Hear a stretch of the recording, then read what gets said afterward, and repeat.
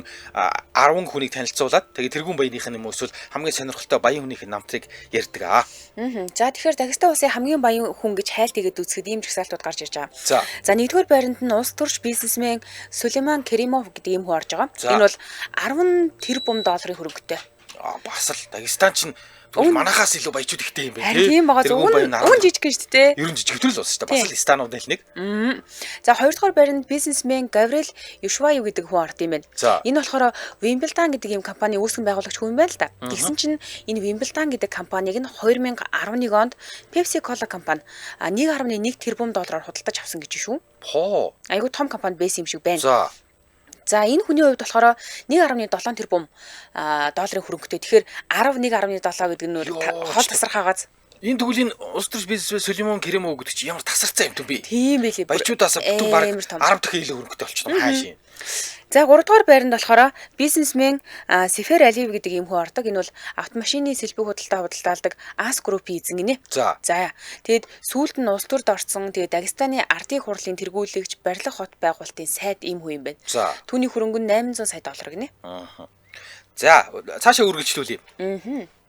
Дагестан улсын одоо хамгийн баян хүмүүс гэдэг ингээд хайнгууд дөрөвт нь улс төрч бизнесмен Магомед Гусейн Насруддинов гэдэг ийм хүн оржээ. За энэ бол Даг газ компани эзэн. Даг газ гэдэг нь одоо Дагестан газ гэсэн үг. За Оросын алдарт Газпромын охин компани. За бас дахиад сүүлд улс төрд орсон. Дагестан улсын бүр дид ерөнхийлөгч болтлоо твссэн. Сая 2025 оны 4 сард авилга хэл ахуулын хэрэгээр шүүгдэд явж байгаа юм байна. Энэ хүн 600 сая доллар биш тий Дагестан тэгвэл 600 сая долларын хөрөнгөтэй ийм хүн. Ерөөсөнгөд бүгд л улс төрч юм байна. Айгуу сонин. За тавд нь дахиад улс төрч банкир Мухтар Меджинов гэдэг ийм хүн орд юм байна. Энэ хүн 500 сая доллар хөрөнгөтэй.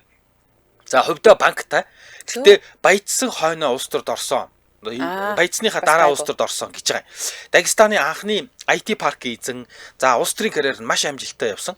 Бүр Дагестаны ерөнхий сайд болж исэн ийм хүн юм байна. 2023 онд Мухтар Меджиновт Оросын батлан хамгаалах яамыг залилан мэхлээд агарын товтлогоноос эсэргүүцэн хамгаалах радарын системийн тоног төхөөрөмж нийлүүлнэ гэж 108 сая рубль буюу 4.5 тэрбум төгрөг манахаар зовчулсан гэдэг хэрэгээр 5 жилийн ял онооцсон гинэ. Тэгээд Оросын батлан хамгаалахын яамыг залилж байгаа юм уу? Тий. Хэмэдгүй залилсан гэдэг байгаа байхгүй юу? Залилсан юм уу? Эсвэл Оросууд ингээд хэрэг тохоод хийчихэж байгаа юм уу? Мэдхгүй. Оросын батлан хамгаалах яамыг залилна гэхээр их л томол зөрөгтэй л юм. Яасан байгаа юм мэдгүй. Ямар ч үгүй ийм хэрэг тохоод гэдэг юм уу? Ийм хэрэгээр 5 жилийн ял авцсан байгаа байна. Хүүн бас найз охин нь ингээд өөрийг ингээд нөгөө хардаад байсан учраас салъя гэж хэлээд тэгээд найз охинтойгоо маргалдаж жагаад найз охин юугаар түлхээд алдсан гэж. Тий. 4 цохроо цонхоор түлхээд унгаад ингээд энэ хэрэгт хамаатай гэдэг ингээд 13 жил ял авцсан байгаа. Ингээ аавгүй хоёлаа нэг нь хүүн 13 жил, аав нь 4 жил ял авцсан байгаа байна. Амарын тий. Тий. За энэ танилцуулсан хүмүүс тундаас бид нар мэдээж нэгдүгээр байранд байсан Сулейман Керимов гэдэг хүний тухай өнөөдөр ярина. За Сулейман Керимов 1966 оны 3 дугаар сарын 12-нд Дербент гэдэг юм хотод төрсөн гинэ. За яс үндэс нь болохоор лизгийн гэдэг нь болохоор юу гэсэн чи Дагестаны нэг ястан гэж шүү. За аав нь сэргийлэгч байсан. Тэгээд 90 мөрдөн байцаа хэлтээс мөрдөгч байсан юм хүн бол ээж нь ягтлан бодогч мэрэгжилтэй хүн байсан гинэ. Тэгээд өсвөр залуу наснда Керимов жудо бүх хөндийн өргөлтийн спортыг сонирхоод тэгээд төрөл бүрийн юм аврах шалгаруулах тэмцээнд орж төрүүлдэг юм спортод авьяастай хөгжсөн юм байна л да. Гэхдээ нөгөө нэг уулын спорт одоо уулынхны дунд энэ спорт ч угаасаа маш өндөр хөгжсөн тийм ээ. Бүхэл бол ерөөсөө бараг тэндээс гарч ирж идэг штэ тий. Тэгээд угаасаа өндөр хөгжсөн учраас ингээд яг энэ тал дээр жудогийн авраг боллоо гэхээр өрөөс нэг тийм амар онц ачаал бөөл үүдгүй байдаг л нэг авраг басна хинч тоохгүй хэвээ үзэгдэл. За тэгсэн чинь энэнийхээ хажуугаар хамгийн гол нь ингэсэн байгаа. Математикийн олимпиадын олон удаагийн авраг болж исэн. За мөн шатрын спортын Дагестаны анхны цол цэргийг авч исэн гинэ. Энэ чи ер нь толгойн айгуу сайн ажилласан. Сайн нөхрөө тий. Тийм билээ. Би толгой хоёр нь бол лаг л юм байна. Хоёулаа ингэ зэрэг хөгжүүлээ явуулсан гэх юм уу? За энэ бол тэгээд яг тухайд бол үнэхээр юм шинэлэг гайхалтай зүйл үйл явдал болж исэн гинэ. За 1983 онд төрлөх Дербент хотод ахлах сургуулийн онц дүнтэй төгсөөд Дагестаны политехникийн дээд сургуулийн барилгын ангид элсэж орлоо. За тэгээд хүмүүс ч нөгөө нэг ийм амарлаг толгойтой юм байж чи яагаад барилгач болох гээд байгаа юм бэ гэл барилгач болох гээд байгаа юм бэ гэл асууж штэ тий. Тэнгүүт нь барилгагүй улс орон гэж байхгүй барилгын инженер бол амин чухал мэрэгжил гэж нөгөө хүмүүсээс зүрддэг байсан гинэ. За тэгээд ингэж байгаа. За 1-р курсээ төгссөнийхэн дараа цэргийн зарлан дуудах иржээ. За яг социализмын эд хатуу чанга үед учраас оюутан үед хамаагүй 1-р курсээ төгсөөд цэрэгт явсан. За бүр цэрэгт явахдаа Москвагийн цэргийн тойрогт хуваарлагдаад 3 жилийн алба хаасан байна.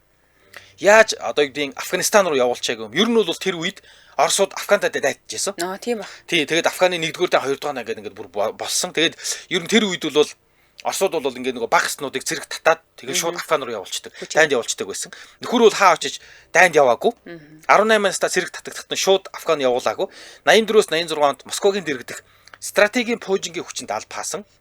Нилээн гоё одоо гоё гэдэг юм уу илүү нэр хүндтэй анги. Тийм ээ. Тэгээд нөхөр бол байлдагчаас бүр дэвшээд алах төрүүч болоо сүүлдээ чагсаалын дарга болсон юм байна л да. Тэгээд мэдээж одоо юу гэдэг чагсаалын дарга гэдэг бол 3 жилийн цэргийн алба хаадаг одоо тэр цэргүүдийн хувьд бол хамгийн дээд цолно. За тэгээд дээрэс нь Москвагийн цэргийн тойрогт жаа болно гэдэг бол тэр дундаа цэвэр орос хүн биш. Одоо баг ястан. Тий, орсууч ер нь бол айгүй гадуурхдаг гэж байгаа шүү дээ. Одоо бид нарыг бол монголчуудыг бол зарим орсууд бол онигор гэж гадуурхана. За тэгээд энэ уулынхны чинь бол уулынхан гэж гадуурхана, багууд гэж гадуурхана.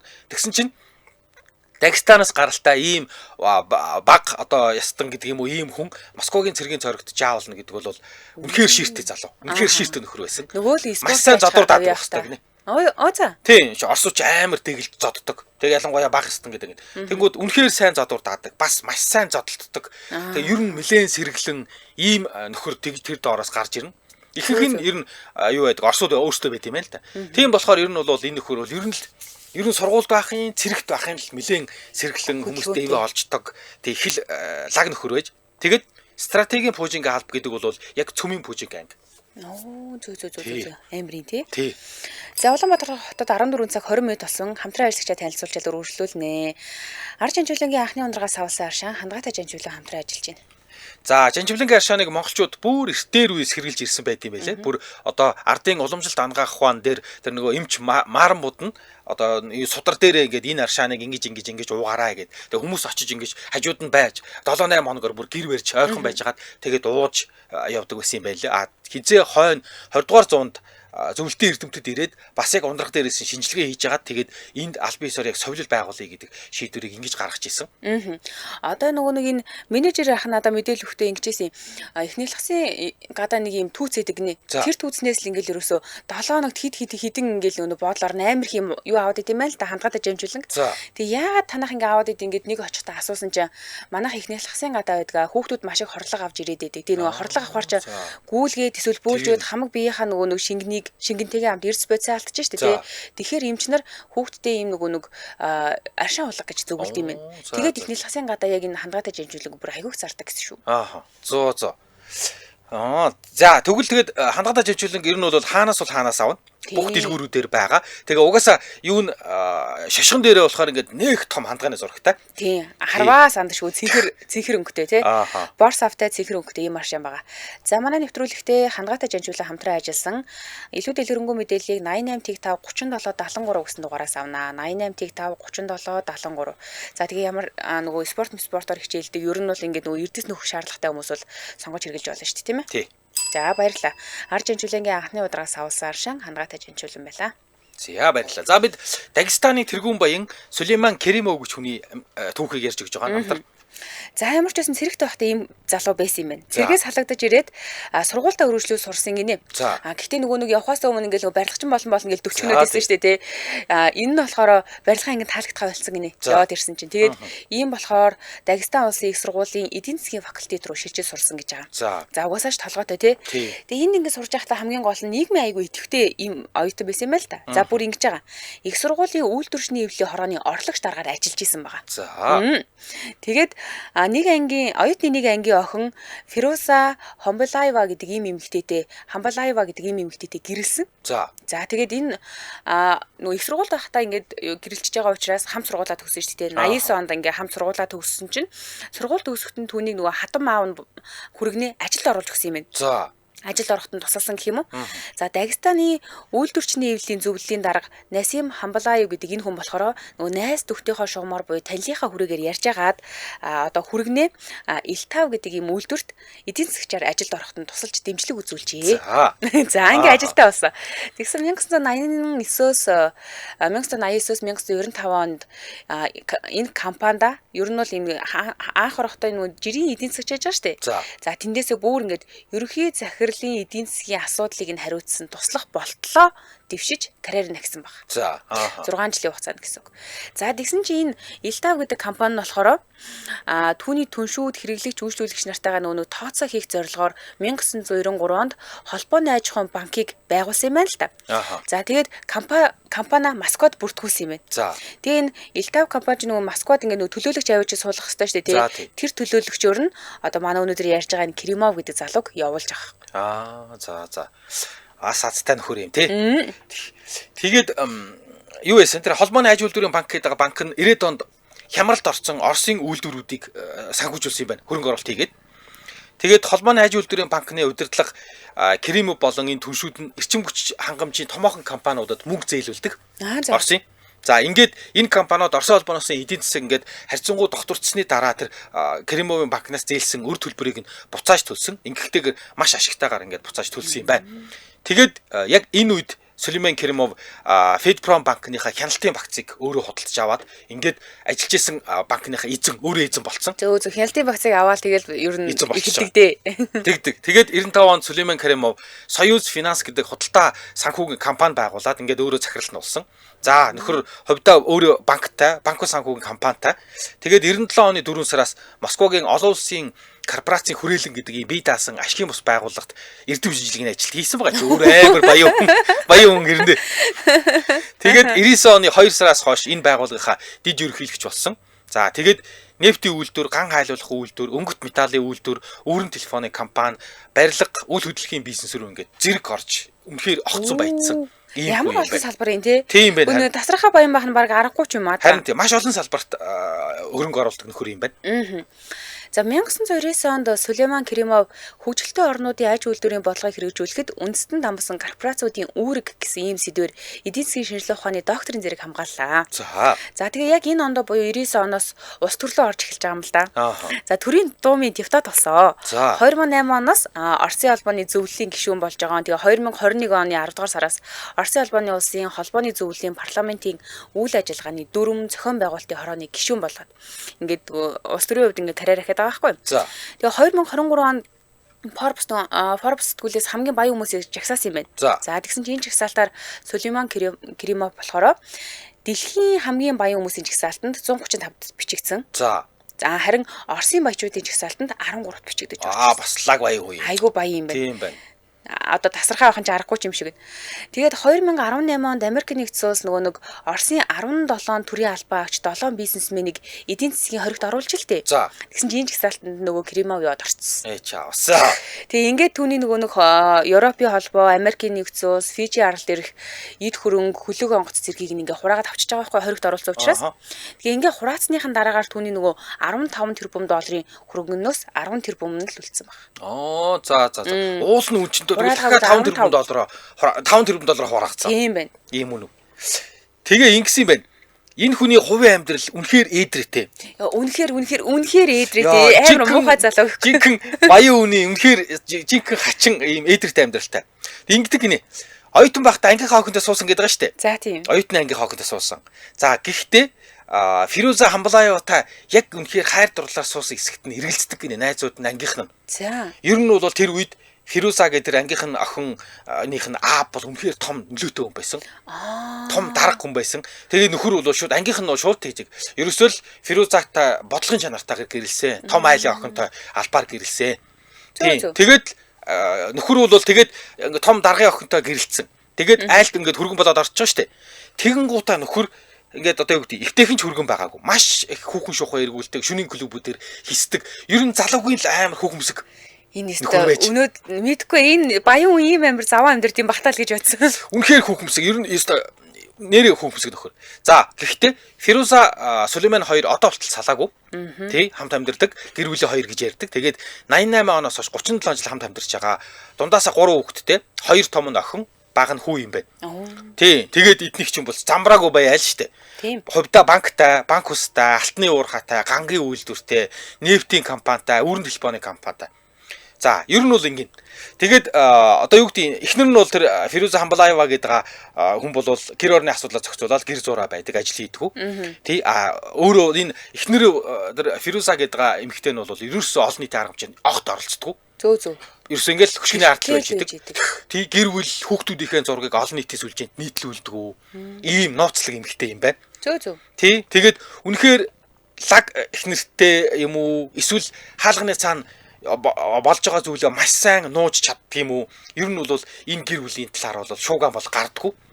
Сулейман Керимовын тэр хүүхэн одоо гэдэг ээлжид амаргуудын тухай бол зүгээр Москвагаар нэг ярьдаг. Харин тийм байна. Маш одоо юу гэдэг завхай хүүхэмсэг. Тэгээ бүр ингээд орчин цагийн Дон Жуан гэж хэлдэг гинэ. Сулейман Керимовыг. Зөө. Гэтэ айгуу сонин. Ерөөс ингээд бүр улаан цагаан яг ингээл одоо гэдэг тэнд тийм хүүхэнтэй юм үзэж аванд энд ийм хүүхэнтэй орооцолцсон гин дараагийнх нь амар гин энэ гин гээд тэр нь бүр батлагдаал ингээд зураг хөргөтөө гараад штэ. Эхнэр нь салт гэрээслэл салтгүй. Энэ хоёр гэрээтэй юм болов. Мэдгүй тэгээд Москва даяараа бүгдээрээ мэддэг тэр нь ч гэсэн угаасаа тэр нэг юм худлаа модлаач биш. Яг ингээл бүр ингээл зураг хөргөтөө гараад ирсэн байдаг. Тэгэнгүүт эхнэр нь юу ч хэлдэггүй, хэвлэл ярьслага өгдөггүй, эхнэрээсээ салтгүй энэ хоёр ингээл байж идэг. Тэгээд өөрөө ч сайхан хүүхнүүдийг эргүүлнэ. Баян болохоор хүүхнүүд ч орс хүүхнүүд ч өөрөө ачиж наалтна. Ийм юм байна. Тэгэл одоо нэг хэсэг орооцолтож байгаа л тэгэл салаал дараагийнх хүүхнүүрээ явчихдаг. Тэгсэн ирнэ айгуу гоё. Орс хүүхнүүд ингээд тэгж хошгондог гинэ. Сулейман Керимовыг эхнэрээс нь салгасан орс эмэгтэй одоогоор гарч ирээгүй. Гэдэг. Тэгэл ер нь л ингээл тэр нэг хүүхнүүд ингээд нэг юм суух гал гэрлэх гээл тэгэнгүүт хаяа явчихдаг.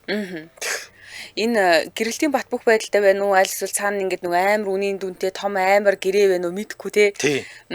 За Улаанбаатар хотод 14 цаг 30 минут нэвтрүүлгийн дэмжийн ажлагчаа танилцуулъя.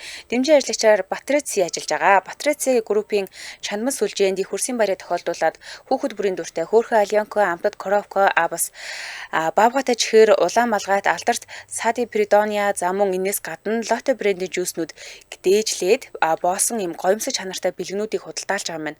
Худалдаа авагчдаа хүссэн орц найрлагаараа болгож дээр нэмээд урамшуулал авнаа. 15 дээр нэмэх нь 1 бэлэг юм байна. За, албан байгууллага хувь хүмүүсийн захиалгыг авж байгаа.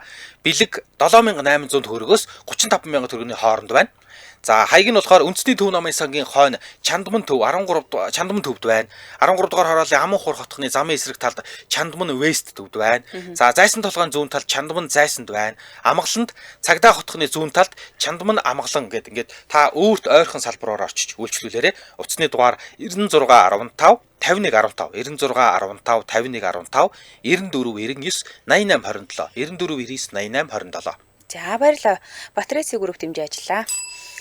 За одоо өргөжлүүлээд хэдүүлээ энэ хүний одоо холбогдчихсэн хүмүүс нь ямар хүмүүстэй холбогдчихсэн ер нь хүүхэмсэг гэдэг байгаа яг яаж энэ бүхнийг амжуулаад байдгийг гэдгийг сонирхон л доо. За Сулейман Керимов олон цуутай дурлалын рамаас үүсгэсэн. За гэхдээ гэр бүлээсээ салах бодол ерөөсөй байхгүй гэлээ шүү дээ тий. Ингэж ярьдаг гинэ.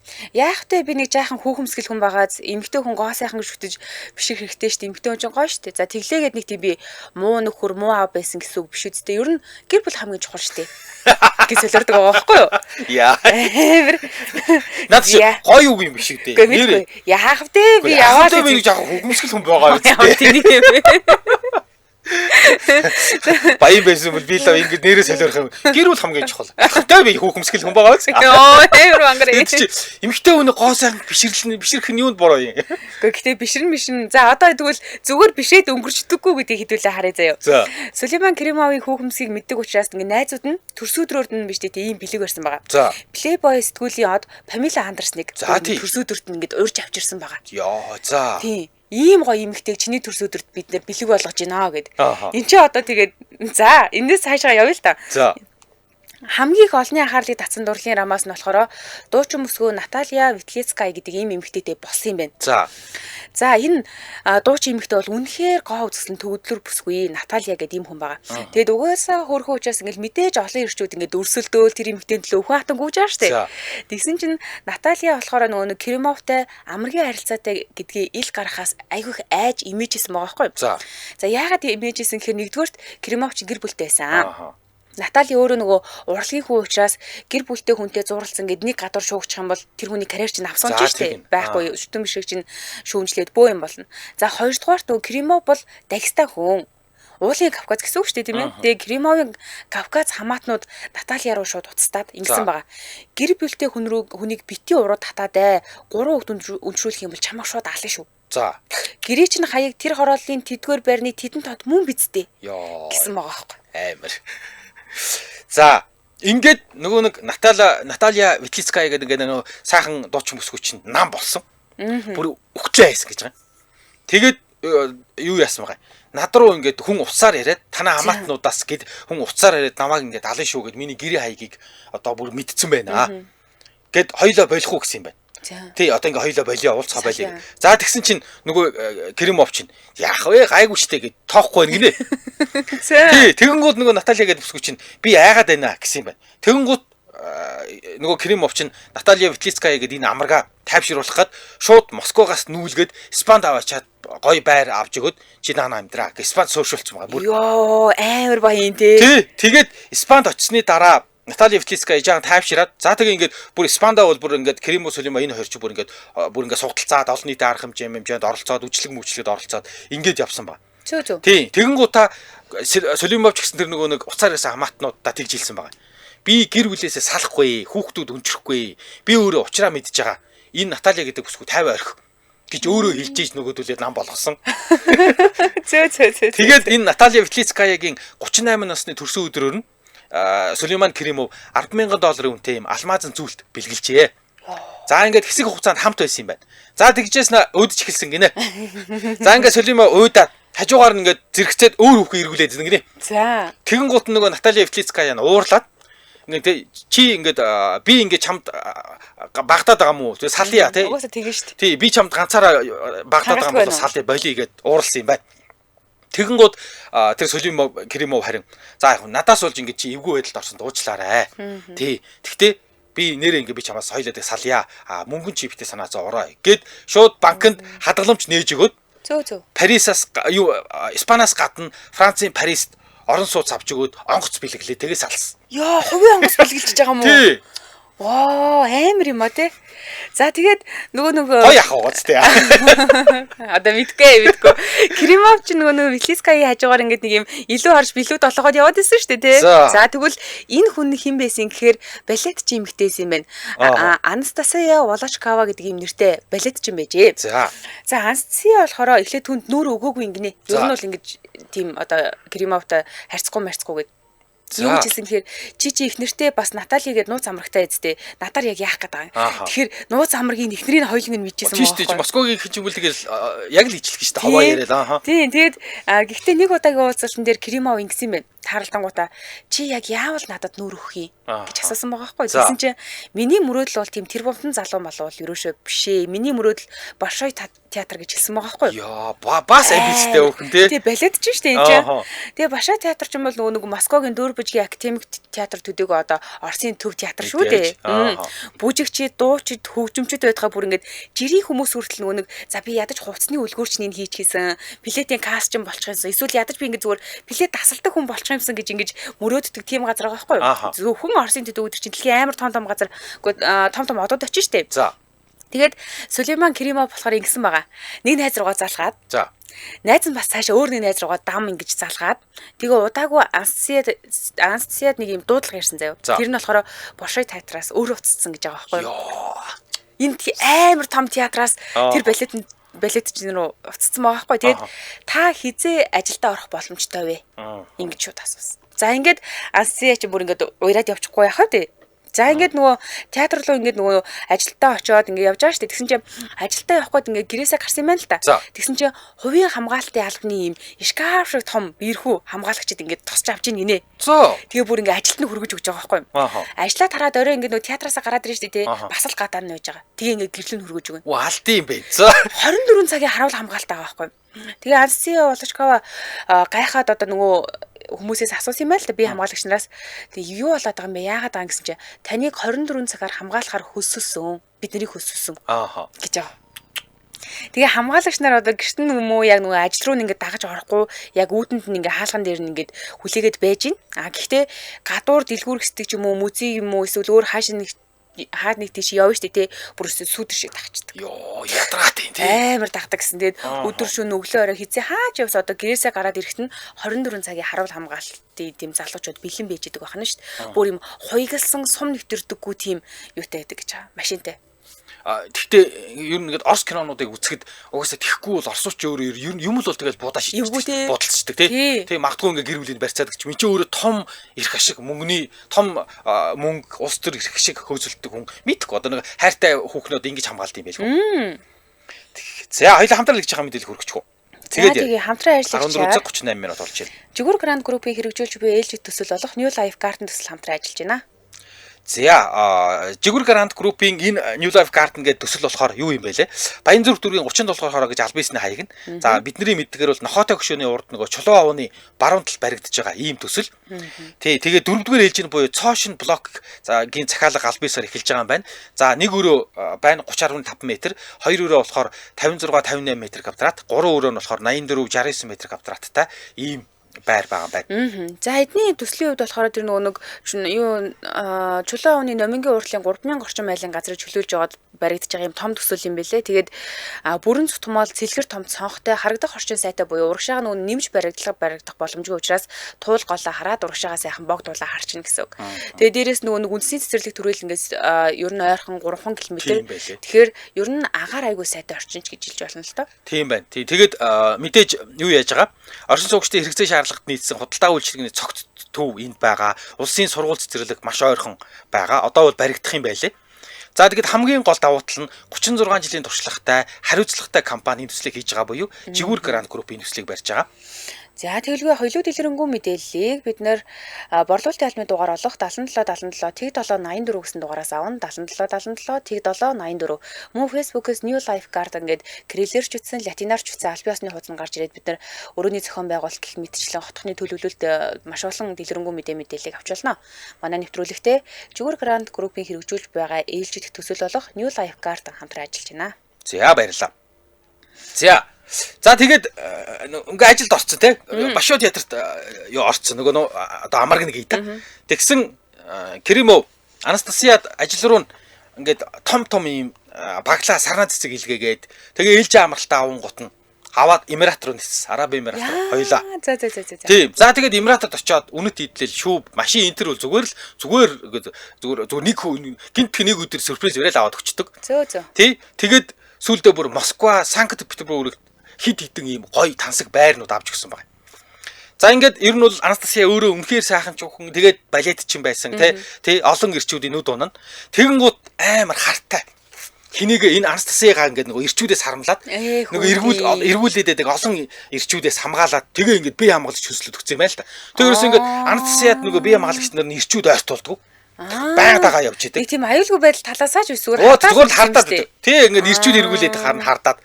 Тэгсэн юу байсан юм байна. Тэг ингээд ер нь бол баахан тэгээ сүулдэ бүр хитрээд нөгөөдөг чи бүр ингээд харна хитрээд хамгаалагч байгаад ах чинь авч өгсөн өөрөө нэг авч өгсөн байрнуудаа бүгдээрэнд нь хяналтын камер суурлуулаад хүүдээ. Тий ингээд байр краш мараш юус ингээд хаасаг хяналтын камер суурлуулаад тэгээд өөрөө ингээд тэрийг гар утсаараа ингээд үзээ үйждэг. Жигүүн бол одоо том бизнесмен том улс төрч хүн биз дээ. Тий ингээд зүгээр ингээд одоо юу гэдэг ер нь зүгээр ингээд тэгээд 3 жил энэ хоёр ингээд одоо юутай байсан ингээд амрын харилцаатай байсан юм байна л да. Бас удсан юм байна. Тий 3 жил. За ингээд 3 жилийн дараа Анастасия Кремовыг ингэжээ. Хоёлоо ингээд 3 жил очлоо ингээд хамт амьдрья. Эхнэрээсээ салаад натаа хамт амьдраач гэсэн юм байна. Тэгэнгүүт Кремов үгүй гэсэн. Мэдээж би эхнэрээсээ салахгүй гэсэн. Тий. Тэгэнгүүт Анастасия айлах гад би жирэмсэн болцоо гэж хэлсэн юм байна. Тэгэнгүүт нөхөр юу гэж хэлсэн гэж Үгүй би өөрийгөө мэдэж байна. Би маш сайн хамгаалж исэн. Чи жирэмсэн болох хүнс байхгүй. Яагаад бол би өөрийгөө мэдэж байна. Чи жирэмсэн болоогүй. Гингуута тэгвэл чи өөр хүнээс жирэмсэн болсон байна. Нөгөө нэг амар хартай тий, тэгээд би өөрөө мэдэж байна. Би ингээ нөгөө ер нь бол хүүхдтэй болохгүй. Гэр бүлээс гадуур хүүхдтэй болохгүй гэж боддгоо. Тийм учраас би өөрийгөө маш сайн мэддэг. Чи өөр хүнээс жирэмсэн болсон байна. Гэд бүр уурлаад тэгээд наадах чи миний хүүхд биш. Чи намайг хуурсан гэж хэлээ. Тэгээд Анастасиагаас салсан 3 жилийн дараа. За тэгээд айгуу сонин. Тэгээд Кремовоос салаад маргааш нь Анастасиагийн нөгөө хувийн хамгаалалт нь алга болсон. Угаас тэгээ штэ. Тий, хувийн хамгаалалт алга болсон. Тэгсэн чинь удаачгүй Болшой театраас халагдсан. Ажлаасаа тий. Угаас арын алгаар орсон юм чаа. Тий. Тэгээд Анастасиа ингээд хамгаалтгүй болчихж байгаа юм, ажилгүй болчихж байгаа юм. Тий. Тэгвэл ер нь бол Сулейманыг ер нь бол муулдгүй гинэ. За. Ер нь бол яг 3 жил сайхан л байсан. Тий ингээд олон байр савтай хангалттай хэмжээний хөрөнгөтэй болсон. Ер нь бол юуны Кремов Сулейман бол үнэхээр хоншоортой ир шүү. За гэж ярьдаг гинэ. За ингээд Сулейман Кремовын дараагийн байна. Одоо гарч ирнэ. Энэ бол жүжигчин бүсгүй. Алисия Сузиловская гэдэг ийм эмэгтэй юм байна. За, Алисия гадаад төрхөөрөө Анастасиатай ер нь нилээ ийм төстэй ийм бүсгөөс юм байл л да. Одоо өмнөх хамрагтай гэсэн үг шүү дээ. За. Тэгээд Кремов үзэсгэлэнтэй шаргал үстэй нөгөө нэг Алисия гэдэг энэ бүсгүйг эргүүлсэн боловч Алисия одоо өөрийг нөгөө нэг ATM гэж харсан байгаа байхгүй юу? Одоо угаасаа л ингээл нөгөө нэг амар баян болохоор. Тэгээд баян ингээ мөнх ингэчдэг гинэ.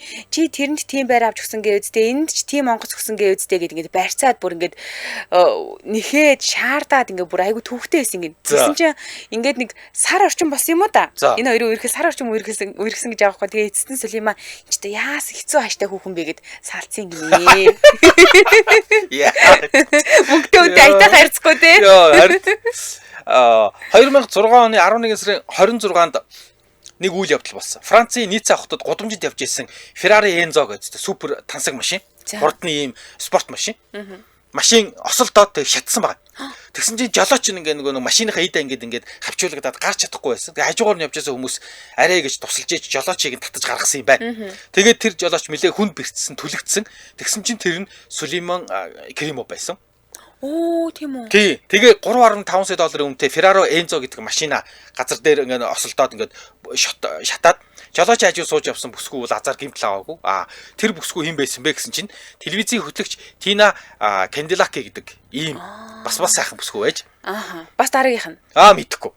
Тэгээд Сулейман Кремов эмнэлэгт хүргэгдээд ер нь эмнэлэгт очиод хэдэн сарын турш эмчилгээ хийлгээд тэгээд гарын арьс нь нэлээд гүн түлэгдсэн. Тэгээ энэ 2 жил орчим түлэнхийгээ нууж энийг биений өнгөтэй бэйлийн өмсөж явж хагаад түлэнхийг бүрэн идэгсний дараа арь шилжүүлэх ийм мэсцэл хийлгсэн юм байлээ.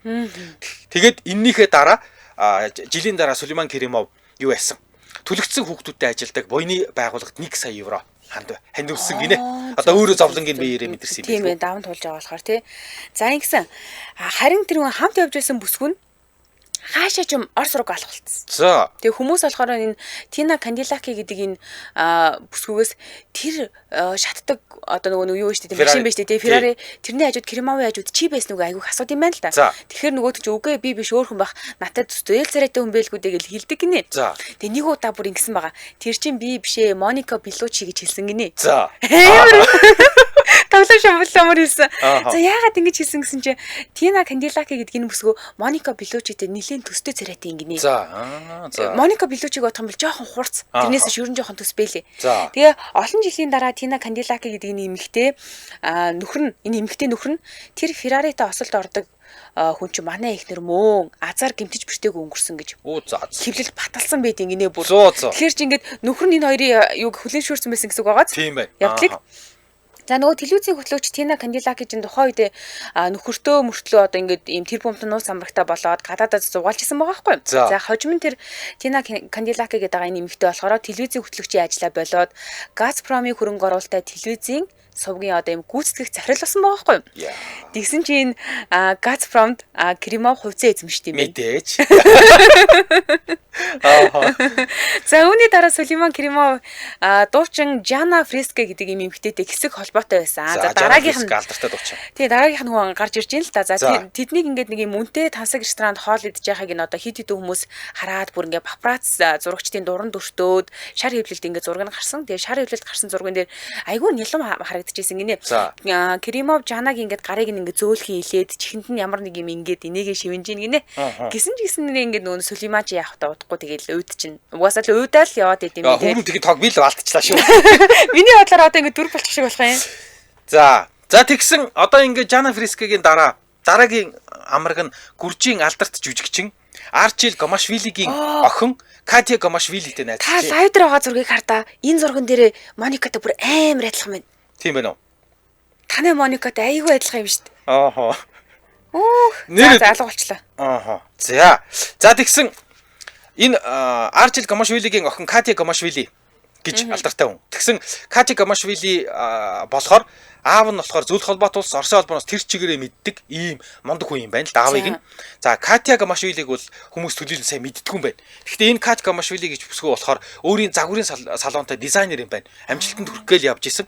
Тэгээд ер нь тэгтээ зайлвал нэг л ажил нь урагшгүй байсан гинэ.